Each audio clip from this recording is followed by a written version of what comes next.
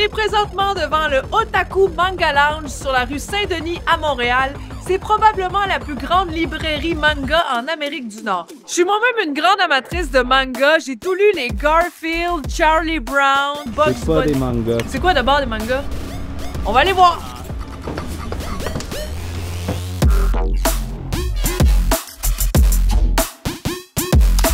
Le manga, en fait, donc c'est la BD qui vient du Japon et ça a commencé au Japon au 19e siècle.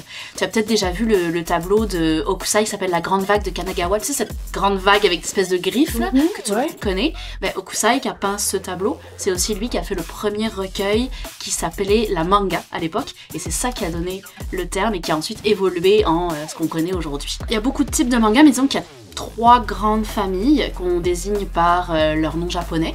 Le shonen, le shoujo et le seinen.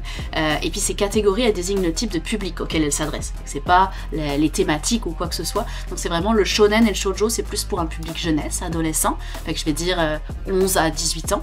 Et puis le seinen, c'est plus pour les adultes, donc après 18 ans, parce que les thématiques vont être plus matures, les personnages vont être des adultes, des intrigues plus complexes, une façon différente de raconter les histoires. Est-ce qu'il y a un danger de devenir accro au manga quand on commence à lire des mangas? Bah oui, clairement, il y a clairement un danger de devenir accro, non seulement, puis en plus, nous, on t'aide dans ta passion parce que, tu vois, toute la section qui est ici, c'est les mangas réservés. Donc, nous, à chaque fois qu'un livre sort, si tu suis la série, on va te le mettre de côté spécialement pour toi pendant 2 semaines. Il est réservé, personne d'autre peut l'acheter. Je te dirais que le titre le plus populaire en ce moment, c'est Jujutsu Kaisen.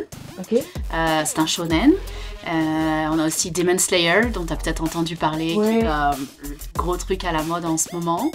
Et puis récemment, évidemment, c'était l'attaque des titans dans le seinen, plutôt, donc dans le manga pour adultes. Ce qui est intéressant dans les mangas, je trouve, c'est qu'il y a différents niveaux de lecture. Il y a toujours, on va s'adresser dans un shonen aux adolescents, avec des thématiques qui peuvent être considérées comme simplistes, mais derrière ces thématiques, on va avoir plein d'autres thématiques sous-jacentes qui vont être là pour apporter des valeurs aux adolescents. Et c'est ça que je trouve très beau dans les mangas, c'est ces différents niveaux de lecture qui font que, qui que tu sois, quel que soit ton âge et ton passé, ton expérience de vie, tu vas pas y voir nécessairement la même chose. Et pour moi, c'est quelque chose de très important dans la littérature en général. Par exemple, dans Naruto, il y a certains qui voient juste un ninja qui se bat contre des méchants, mais en fait, toutes les stratégies que utilisent les Naruto puis les autres ninjas, ce sont des stratégies qu'on utilise aux échecs, parce que l'auteur, il est fan d'échecs, enfin de shogi, donc d'échecs japonais, et donc il partage ses coups et ses stratégies aux autres amateurs, par exemple, ce genre de choses. Je te dirais que les gens qui disent que le manga c'est pas un livre, c'était ces mêmes personnes qui, quand moi j'étais enfant, disaient que la BD c'était pas de la littérature. Alors là on est dans la partie librairie, donc tous les livres qu'on peut acheter, en français, en anglais, en japonais, neufs ou usagés. Ici c'est toutes nos nouveautés, on reçoit à peu près 15 nouvelles séries par semaine. Moi j'ai entendu dire que des mangas ça se lisait à l'envers. Moi j'ai essayé de faire ça, puis à un moment donné j'ai mal à la tête, là, le sang me monte à la tête. Est-ce qu'il faut être une chauve-souris pour lire des mangas? Les mangas sont édités dans le sens original de création, donc de droite à gauche, puisque les japonais écrivent de droite à gauche. Et plutôt que de les retourner dans notre sens pour que ce soit plus facile, on préfère garder le sens original pour mieux respecter le travail des auteurs. Souvent les mangas sont en noir et blanc aussi, contrairement à notre BD plus occidentale, parce que ça permet que ça coûte moins cher, puis ça permet aussi qu'on puisse produire plus vite, parce qu'en fait les mangas sortent sous forme de catalogue à la base de magazines chaque semaine. Donc à chaque semaine, un auteur de manga doit publier un chapitre de son manga, donc c'est un travail colossal, donc c'est pour ça qu'on dessine en noir et blanc.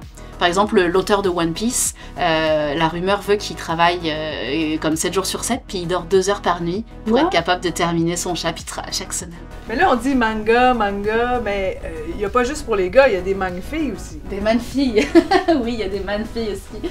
Je te dirais qu'il y a à peu près, ma clientèle c'est à peu près 55% de gars, 45% de filles, c'est presque équivalent là.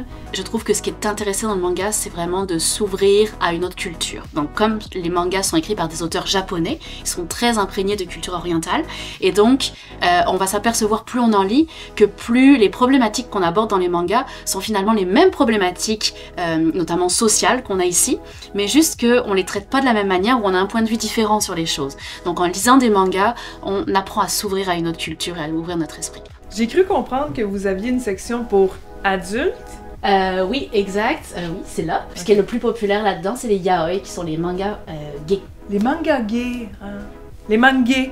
On est aussi un café, donc notre ardoise de petites choses à grignoter, les onigiri, les bubble tea. Effectivement, c'est pas juste une librairie, on peut venir aussi pour lire sur place, comme dans une bibliothèque. L'espace où on est actuellement, c'est notre collection privée. Il y a plus de 10 000 mangas à disposition. Puis, donc, il y a des sofas, il y a des petites couvertes pour l'hiver. On offre le thé gratuitement à volonté. Donc, tu peux venir t'installer pour lire autant que tu veux. Puis je peux dire que les jeunes, une fois qu'ils sont installés là, ils restent comme toute la journée, le nez dans le livre, pas dans leur cellulaire. Et puis l'autre partie qui est le fun, c'est les activités. Donc on a une salle de cours où on donne des cours de dessin manga, des cours de japonais, on fait des projections de cinéma, des jeux vidéo, des soirées Beyblade, des soirées loup-garou. On a même fait des concerts, des maid cafés. On fait vraiment beaucoup d'activités autour du Japon ou du manga.